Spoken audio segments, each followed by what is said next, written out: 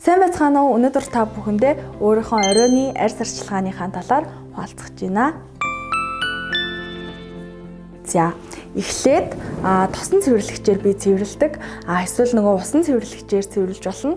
Миний хувьд гэвэл тосон цэвэрлэгч нь илүү арай гүн цэвэрлэдэг юм шиг санагддаг. Нүрээ буддгал бол заавал эхлээд иймэрхүү цэвэрлэгчээр арчиж цэвэрлэх ёстой шүү. За ингээд энэ дотор маань юм хөрхөн жижигхэн халбаг байдаг байгаа. Нүгээр нь ингээд нэг ингэж хутгаж аваад дахиж нэг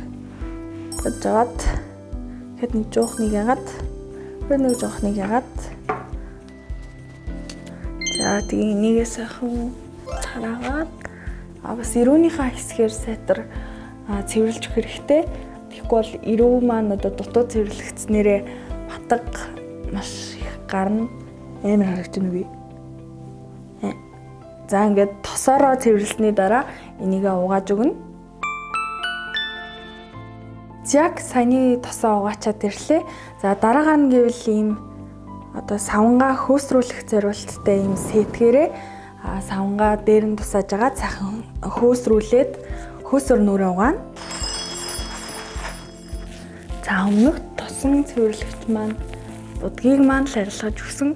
За одоо энэ хөөсөн цэвэрлэгч нь болохоор бидний арьсыг илүү гүн цэвэрлж өгдөг байгаа. За саяны хөөсөө усаар сайтар булхуулж угаах хэрэгтэй. Бүр маш сайн шавшаад булхуулж угаавал хөөс нь сайн цэвэрлэгдэнэ. За үүний дараа одоо нөгөө өмнөх хэрэглэсэн мицеллерийн ус биш үү? Тэрийгээ жоохон сэгсэрж агаад дахиад нэмээд арчаад өгнө. За үүний дараа ийм чийгшүүлдэг усаа түрхэж хэрэгтэй. Энэ нь лосьон гэж нэрлэдэг. За арьс маань ер нь бол бүрэн цэвэрлэгдсэн гэж үзээд нүгээрээ сайхан түрхээд өгнө. Арьсаа цэвэрлсэний дараа бол бүтээгдэхүүнүүдээ шингэнээс өтгөн рүү гэсэн одоо зарчмаар түрхэж өгөх хэрэгтэй. За энэний дараагаар би нэг минут ингээд жоохон шингээж агаад араас нь маск тавьж өгдөг. Гэтээ маска өдөр болгон биш. За нэг 7 хоногт 2-3 удаа яг хэрэгцээтэй байгаа маска тавьж өгдөг байгаа. За одоо бол ийм 2 үйлдэлтэй маск тавих чинь. Эхлээд болохоор энэ эссенс гэсэн хэсгийг тавина. За дараагаар нь маска тавьж өгнө. Маска тавиад 10-аас 15 минут бол болчлоо. За маска тавьсны дараа жоохон массажлаад өгнө. Хамгийн сүүлийн одоо чийгшүүлэгч гелийг түрхэж өгнө.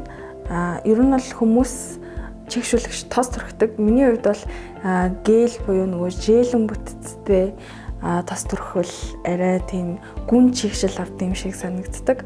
Бас тослогийн хэмжээг арай тийм барьж өгдөг санагддаг. Энэ бол ер нь бол хамгийн сүүлчийн арьс арчилгааны шатны бүтээгдэхүүн гэсэн үг. За хэрвээ нөгөө маска тавьчаа шууд унтчихвал эдгээр нөгөө нэг ууршаа далга болчдөг тийм бүтцтэй.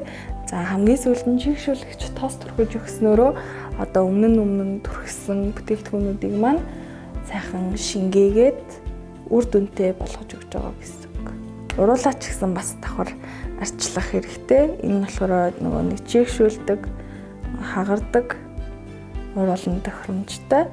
За ингээд өнөөдрийн миний арьс арчилгаатай хамт байсанд баярлалаа. Баяртай.